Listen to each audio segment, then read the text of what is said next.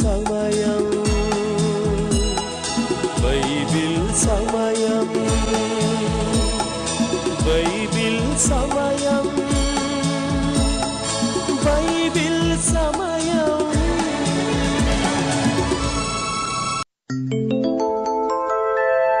ఆదియందు వాక్యముండెను, వాక్యము దేవుని యొద్ద ఉండెను, ఆ వాక్యమే దేవుడై ఉండెను.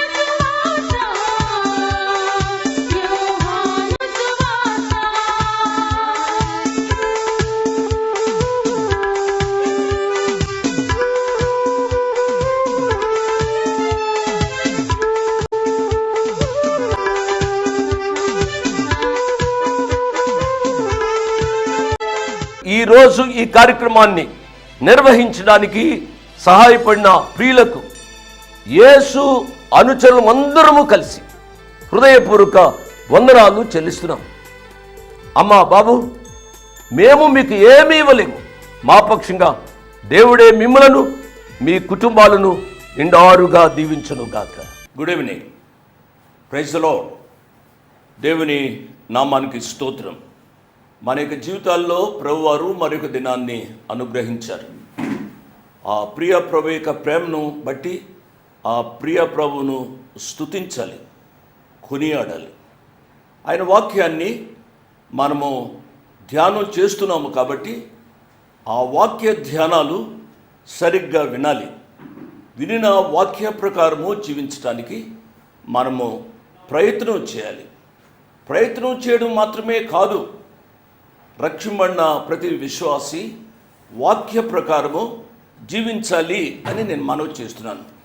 మంచిది. దేవుని యొక్క వాక్య ధ్యానంలోనికి వెళదాం. దానికి ముందుగా ప్రార్థన చేసుకుని దేవుని యొక్క వాక్యాన్ని ధ్యానం చేసుకుందాం. కృపా సత్య సంపూర్ణుడు అయిన మా ప్రియ పరలోకపు తండ్రి, వందనాలు, స్తోత్రాలు. మీ కృపాసనాన్ని ఈ రాత్రి కూడా సమీపించడానికి మీరు మాకిచ్చిన ఈ అవకాశం కొరకై వందనాలు, స్తోత్రాలు. మా దేశంలో, మా రాష్ట్రంలో అనేక మందికి ఈ అవకాశం లేదు నాయన. ముఖ్యంగా శ్రీకాకుళం, విజయనగరం, విశాఖ జిల్లాల్లోని వాస్తవ్యులు దేవుని యొక్క వాక్యాన్ని వినని పరిస్థితులు కలిగినాయి ప్రభువా. కారణం ఈ మధ్య వచ్చిన తుఫాను వారి జీవితాల్లో చాలా కలకలం కలుగజేసింది ప్రభువా. వారు అతి త్వరలో రికవర్ కావడానికి సహాయపడమని అడుగుతున్నాం ప్రభు. నాయన, మాకు ఇటువంటి తుఫానులు, శోధనలు, మరణాలు, నాయన కొన్ని సంభవాలు మాకు పాఠాలు. మీరు నేర్పుతున్న పాఠాల ప్రకారం మేము తెలుసుకొని జీవించడానికి సహాయపడమని అడుగుతున్నాం ప్రభువా. మానవుని యొక్క జీవితంలో ఏది ఎప్పుడు ఏ రీతిగా జరుగుతుందో తెలియని పరిస్థితుల్లో ప్రభువా మేము నమ్మకంగా జీవించడానికి మీ యొక్క పిలుపుకు సిద్ధంగా ఉండడానికి సహాయపడమని అడుగుతున్నాం ప్రభు. కృప చూపించండి. భిన్న విభిన్న మనస్తత్వాలు కలిగిన వారు వాక్యాన్ని వింటున్నారు. ఆదరించండి, ధైర్యపరచండి, మహిమ పొందండి.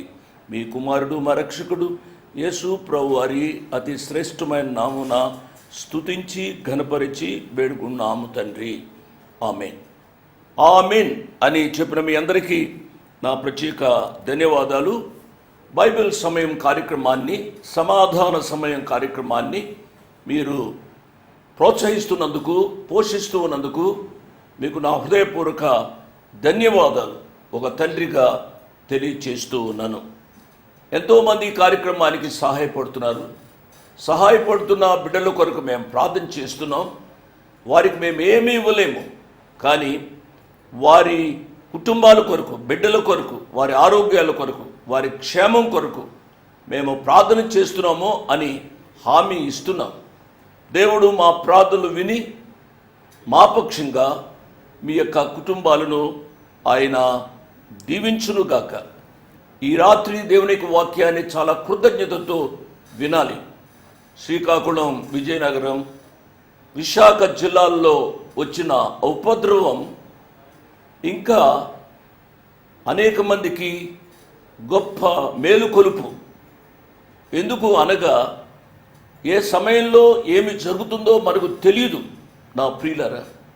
కాబట్టి చాలా జాగ్రత్త కలిగి జీవించాలని ప్రత్యేకంగా నేను మనవి చేస్తూ ఉన్నాను. లాజరు చనిపోయాడు.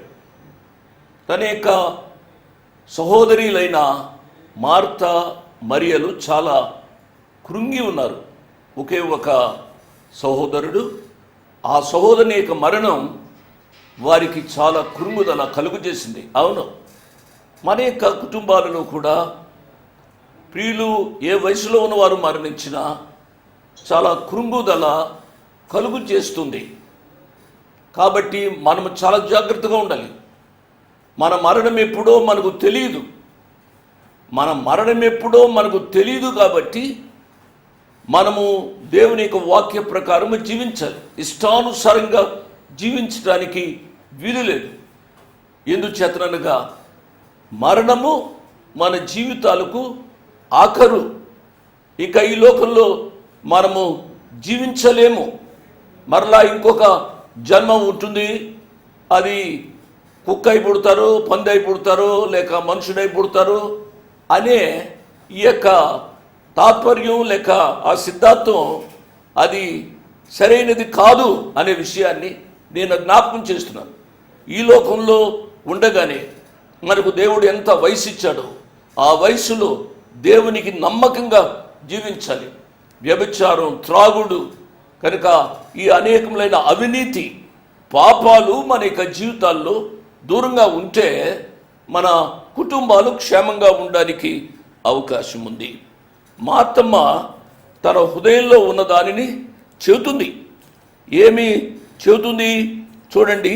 అదే యోహాను సువార్త 11వ అధ్యాయంలో మనం చూసినట్లయితే, యేసు ఆ రాయి తీసివేయమని చెప్పగా చనిపోయిన వాని సహోదరైన మార్త, ప్రభువా, అతడు చనిపోయి 4 దినములైనది గనుక ఇప్పటికి వాసన కొట్టునని ఆయనతో చెప్పెను. మార్త తన హృదయంలో ఉన్నదానిని చెబుతుంది. ఆమె అంత కుయుక్తిపరురాలు కాదు. ఆమె ప్రభు వచ్చింది అని అంటే ఆమెతో కంగారుగా ప్రభువుకి ఏదో చేయాలి అనే తపన తన జీవితంలో కనబరుస్తుంది. కొద్దిమంది ప్రసంగాలు నేను విన్నాను. మార్తమ్మను చాలా ఒక రీతిగా చెబుతారు. అంటే యేసు ప్రభు అంటే నిర్లక్ష్యం చూపెట్టింది అన్నట్టుగా చెబుతారు. ప్రియులారా, మార్త చాలా ప్లెయిన్ క్యారెక్టర్ కలిగిన స్త్రీ అనే సత్యాన్ని మనము గ్రహించాలి. మార్త తన హృదయంలో ఉన్నదాన్ని చెప్పింది. కొంతమంది ఏదైనా విషయాన్ని తన హృదయంలోనే పెట్టుకుంటారు. వారినే ముచ్చోళ్ళు అంటారు. వారు చెప్పరు.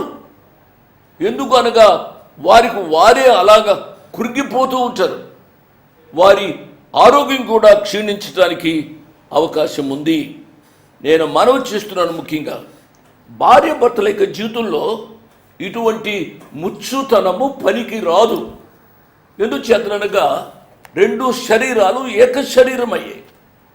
ఈ ఏక శరీరమైన 2 విభిన్న వ్యక్తులు ఒకే వ్యక్తి అనుకున్నప్పుడు వారి మధ్య రహస్యాలు ఉండడానికి వీలు లేదు.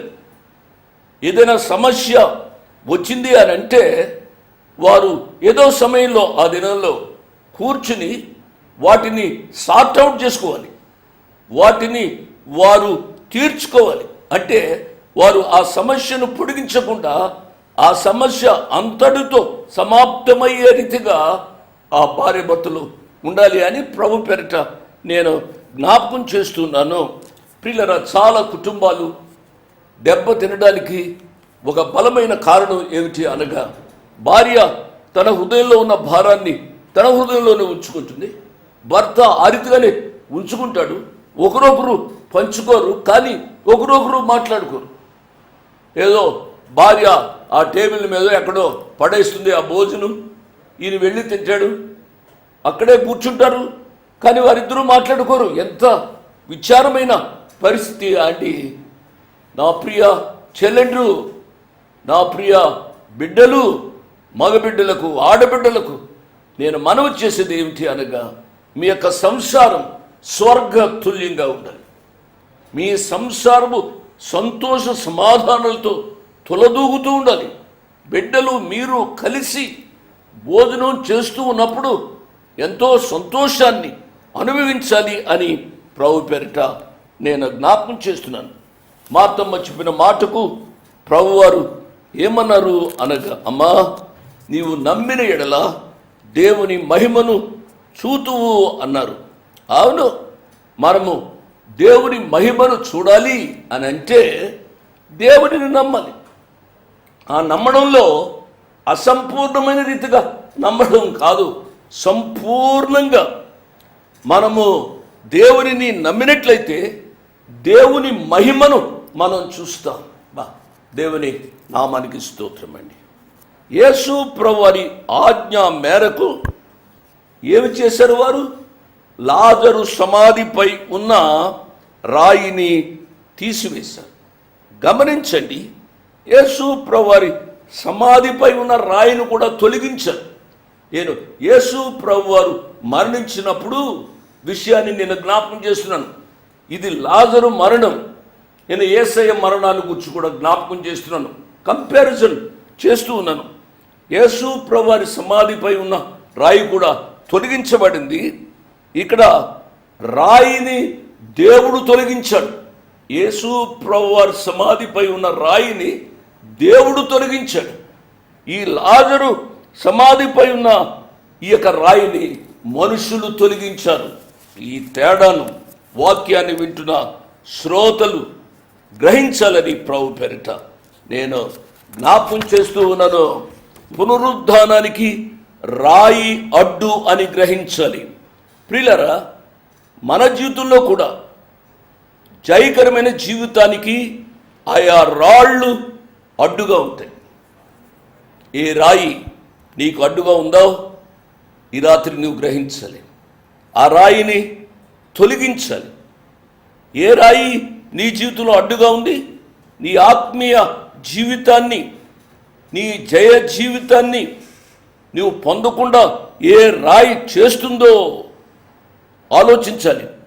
పరిశుద్ధాత్మ దేవుడు ఆ రాళ్లను నీకు గుర్తు చేస్తూ ఉంటే ఈ రాత్రి ప్రభు యొక్క పాద సన్నిధిలోనికి వెళ్ళి, ప్రభువా, ఈ రాయి నా జీవితంలో ఉన్నది అని చెప్పి ఆ రాయిని తొలగించుకోవడానికి ప్రయత్నం చేయమని ప్రభు పేరిట నేను జ్ఞాపకం చేస్తూ ఉన్నాను. 41వ వచనాన్ని చదువుతున్నాను. అంతటా వారు ఆ రాయి తీసివేసిరి. యేసు కన్నులు పైకెత్తి, తండ్రి, నీవు నా మనవి వినినందుకు నీకు కృతజ్ఞతాస్తుతులు చెల్లించుచున్నాను. నీవు ఎల్లప్పుడూ నా మనవి వినుచున్నావని నేను ఎరుగుదును, కానీ నీవు నన్ను పంపితువని చుట్టూ నిలిచి ఉన్న ఈ జనసమూహము నమ్మునట్లు వారి నిమిత్తమై ఈ మాట చెప్పి తిని అనేను. ఇక్కడ యేసు ప్రభువారు చేసిన ఒక నూతనమైన విజ్ఞాపన కనబడుతుంది. జాగ్రత్తగా ఆలోచించాలి. ఇంకా లాజరు సమాధిలోనే ఉన్నాడు. బయటకు రాకముందే ఇక్కడ యేసయ్య ప్రార్థన వినాలి. యేసయ్య ఏమని ప్రార్థన చేస్తున్నాడు? తండ్రి, నీవు నా మనవి వినినందుకు. ఏమిటి ఆయన మనవి? లాజరు బయటకు రావాలి. లాజరు ఇంకా బయటకు రాలే, కానీ ప్రభు యొక్క ప్రార్థన ఏమిటి? నీవు నా మనవి వినినందుకు నీకు కృతజ్ఞతాస్తుతులు చెల్లించుచున్నాను అన్నాడు. ప్రియులారా, మన యొక్క కష్టములో, అనారోగ్యంలో, శ్రమలలో, కృంగుదలలో ప్రభు వారిని మనం ప్రార్థిస్తున్నప్పుడు ఆ ప్రార్థనలో ప్రభు వారిని స్తుతించాలి. ప్రభువా, నాకు ఈ సమస్య వచ్చింది, నాకు ఈ అనారోగ్యం వచ్చింది, నాకు ఈ కష్టం వచ్చింది, నాకు ఈ నష్టం కలిగింది, దానిని మీరు తొలగించినందుకే, ఇంకా తొలగించినందుకే అనే విశ్వాసము మన యొక్క జీవితాల్లో ఉండి మనము ఆ రీతిగా ప్రభు వారికి స్తుతులు చెల్లించాలి అని ప్రభు పేరిట నేను జ్ఞాపకం చేస్తున్నాను. ప్రభువారు మన రోగాలను ముట్టి స్వస్థపరచ సమర్థుడు. కానీ ఒక్కొక్కసారి ఆయన మన జీవితాల్లో కొన్ని అనుభవాలను ఎలవ్ చేస్తాడు. ఆయన ఉంచిన రోగం, ఆయన ఇచ్చిన కష్ట నష్టాలు మన జీవితాలలో మనకు పాఠాలు. అవి పాఠాలని గ్రహించి దేవుడు ఇచ్చిన దానిని అనుభవించే అనుభవంలోనికి రావాలని ప్రభు పేరిట నేను జ్ఞాపకం చేస్తున్నాను. ఒక మాట, అటువంటి సమస్యలు, అటువంటి రోగంలో వాటిని భరించే కృప ప్రభువు అనుగ్రహిస్తాడు. దేవుని నామానికి స్తోత్రం. అట్టి గొప్ప అనుభవం మన యొక్క జీవితంలో కలుగుతుంది. తద్వారా ఆయన మహిమ పొందుతాడు. ఎందుకు అనగా నీ కష్టం నష్టం, నీకున్న ఇరుకు ఇబ్బందులు పోలేదు, అయినప్పటికీ కూడా ప్రభు వాటిని తొలగిస్తారు అనే భరోసా చేత నీవు ప్రభువుకి స్తోత్రాలు చెల్లిస్తున్నావు.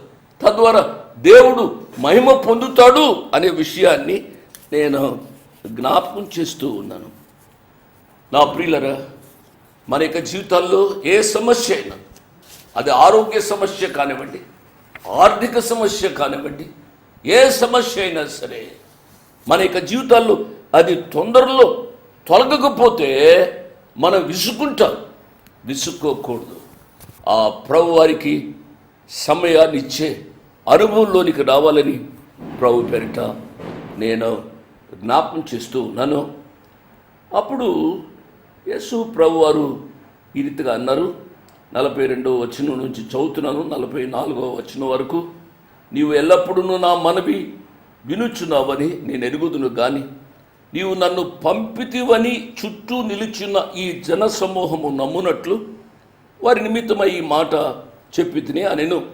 ఆయన అలాగు చెప్పి, లాజరు బయటకు రమ్మని బిగ్గరగా చెప్పగా చనిపోయిన వాడు కాళ్ళు చేతులు ప్రేత వస్త్రములతో కట్టబడిన వాడై వెలుపలికి వచ్చెను. అతని ముఖమునకు రుమాలు కట్టి ఉండెను. అంతటా యేసు, మీరు అతని కట్లు విప్పి పోనీయుడని వారితో చెప్పెను. ఇక్కడ ఈ వచనాలు మనం గమనించినట్లయితే యేసు ప్రభువారు మత్తుగా నిద్రపోతున్న లాజరును పిలిచినట్లుగా ఉంది. ఆయన పిలిచాడు. ఆయన పిలిచిన వెంటనే లాజరు సెన్సస్లోనికి వచ్చేసాడు. ఒక సత్యాన్ని గమనించాలి, మరణము ఒక నిద్ర. ముందుగానే లాజరు నిద్రించుచున్నాడు అని ప్రభువారు చెప్పారు. మరణము నిద్ర అనేది క్రైస్తవుల నిరీక్షణ. మరలా లాజరు తన శరీరాన్ని ధరించుకుని బయటకు వచ్చాడు. చనిపోయిన లాజరు బ్రతికాడు. ప్రియులరా, లాజరు వలె ప్రతి మానవుడు అపరాధముల చేతను పాపముల చేతను చచ్చి ఉన్నాడు. అయ్యో, నేనెంత దౌర్భాగ్యుడను, మరణమునకు లోనగు ఈ శరీరము నుండి నన్ను ఎవడు తప్పించును అని పౌలు గారు గొప్ప కేక వేశారు. ప్రతి మానవుడు పాపంలో జీవిస్తూ ఆధ్యాత్మికంగా మరణించాడు అనే సత్యాన్ని గమనించాలి. కాబట్టి మరణ వాసన కొట్టే ప్రేత వస్త్రములతో మానవుడు బయటకు రావాలి. ఎప్పుడైతే సమాధి చేయబడిన ముందు లాజరు ఏ విధంగా ఉన్నాడో అదే విధంగా సమాధిలోంచి బయటకు వచ్చాడు. ఈ విషయాలు చాలా చదువుతున్నప్పుడు హృదయము పులకరిస్తుంది. అంతటా యేసు ప్రభు వారు ఆ కట్లు విప్పి పోనీయుడని చెప్పిన వెంటనే వారు ఆ కట్లు విప్పారు. ఆ కట్లు పాపపు కట్లు అని మనం గ్రహించాలి. లాజరు యొక్క జీవితంలో కూడా మారు మనసు రక్షణానుభవం పొందినట్లుగా మనం చూడం. ఇంకా పాపపు కట్ల చేత బంధించబడి ఉన్నాడు. లాజరే కాదు, ప్రతి మానవుడు కూడా ఈ పాపపు కట్లు చేత బంధింపబడి ఉన్నాడు అనే సత్యాన్ని గ్రహించాలి. వాక్యం వింటున్నా నా ప్రియ బిడ్డలారా, ఏ పాపపు కట్ల చేత నీవు బంధించబడి ఉన్నావో ఈ రాత్రి నీవు గ్రహించాలి. నేను నా పెద్ద కుమారుడు జాన్ స్పర్జన్, మీకు తెలుసు, కలిసి ఒక సభలలో మాట్లాడుతున్నాం. ఒక రాత్రి ఆయన యోహాను సువార్త 11వ అధ్యాయం మీద మాట్లాడాడు. యోహాను సువార్త 11వ అధ్యాయము మీద మాట్లాడుతూ ఈ 44వ వచనాన్ని ఆయన చదివించారు.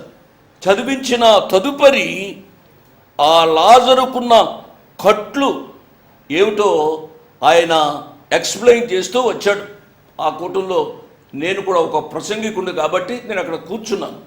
చాలా చక్కగా ఆయన వివరించాడు. ఇప్పుడు మరలా నేను దానిని వివరించే దానికంటే ఆయన వివరించింది, ఆయన నా కుమారుడు కాబట్టి ఆయన వివరించింది నేను చూపెడతాను. దయచేసి మీరు జాగ్రత్తగా చూచి ఆయన చెప్పింది విని మనమందరము కలిసి మేలు పొందాలని నేను మనవి చేస్తూ ఉన్నాను. ఈ రీతిగా లాజరు చనిపోయాడు అని అనుకుందాం. ఈ లాజరు చనిపోయిన లాజరుని యేసు పిలుస్తున్నాడు. లాజరు బయటికి రా, లాజరు, Lazarus come out from the tomb, come out from the tomb అన్న వెంటనే ఏదో ఫ్రీ మ్యాన్ గా బయటికి రాలేదు. లాజరు బయటకు వచ్చిన రీతిగా మనం చూస్తున్నాం. ఏ రీతిగా బయటకు వచ్చాడు చెప్పాలి. ఏ రీతిగా బయటకు వచ్చాడు? పేద వస్త్రాలతో బయటకు. చూడండి, నెంబర్ 1, మనం తీవలసి వస్తే తిరుగుబాటు అనే లక్షణం ఈ రాత్రి కాల సమయంలో నీ జీవితంలో నుంచి తొలగించాలి. జాగ్రత్తగా వినాలి. తిరుగుబాటు అనే లక్షణము తల్లిదండ్రులకి నాన్నగారు చెప్తూ వచ్చారు. తల్లిదండ్రులను గౌరవించుట, సన్మానించుట దేవుని వాక్యము. The first command with a promise is to honour your mother and your father, is to honour your mother and father. వాక్యం వింటున్న ప్రియ తమ్ముళ్ళు నా మాట జాగ్రత్తగా వినాలి. తిరుగుబాటు అనే పాపము has to be removed from your life. Number 1. Number 2 చూసినట్లయితే మత్తు పదార్థాలు నాన్నగారు టచ్ చేశారు కాదు. ఎక్కడున్నావు బాబు అంటే, రాత్రి ఎక్కడున్నావురా బాబు అంటే 12 గంటలు 1 గంట అయిన తర్వాత వీడు ఫోన్లో మాట్లాడుతుంటాడు నాన్నగారితో. ఎక్కడున్నావు అంటే ఆడికే తెలియదు ఎక్కడున్నాడు, ఆడికే తెలియదు. ఆ రీతిగా పబ్బుల్లో శనివారం రాత్రి పబ్బుల్లో తిరిగేసి ఆదివారం వచ్చేసి పాటలు పాడేసే యవనస్తులాగా తెలుసండి.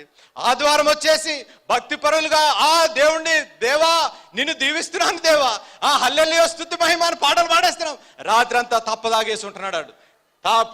మత్తు పదార్థాలు అనే వ్యాధి, మత్తు పదార్థాలు అనే పాపము నీ జీవితంలో ఉండటానికి వీల్లేదు. రాత్రి కాల సమయంలో గమనించవలసిన విషయం, ప్రియ తమ్ముళ్ళు, తండ్రులు, మీరు చేసే క్రియలు మిమ్మల్ని చూసి మీ కుమారులు ఫాలో అవుతున్నారు.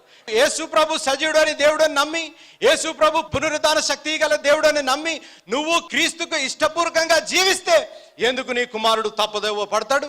మత్తు పదార్థము తాగే వాడిగా, మత్తు పదార్థము తాగే దానిగానే ఉంటే రాత్రి కాల సమయంలో తీసివేసాను. నెంబర్ 3 ఆత్మహత్య. ఈ రాత్రి నవడేస్ ఇది ఫ్యాషన్ అయిపోయింది.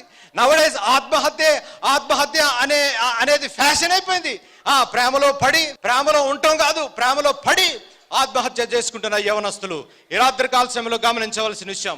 కన్న తల్లి, నవమాసాలు మోసిన తల్లి, ఆ తండ్రి ఎంతో త్యాగం చేసిన తండ్రి, నువ్వు ఈ రీతిగా అకస్మాత్తుగా మరణిస్తానికి నిన్ను ఈ లోకంలోకి తీసుకుని రాలే. యేసు ప్రభు ఎంతో త్యాగంతో, యేసు ప్రభు నిన్ను ఎంతో ఆలోచించి నీ జీవిత పట్ల ఒక ప్రణాళిక ఉంచి ఈ లోకంలోకి పంపిస్తే నీ ప్రాణాలు నిన్ను తీసుకుంటానికి వీలులే. సూసైడ్ అనే పాపము నీ జీవితంలో ఉన్న ఆ వ్యాధికి మందు ఏదు అనగా యేసు ప్రభుయే మందు. నెంబర్ 2. నెంబర్ 3.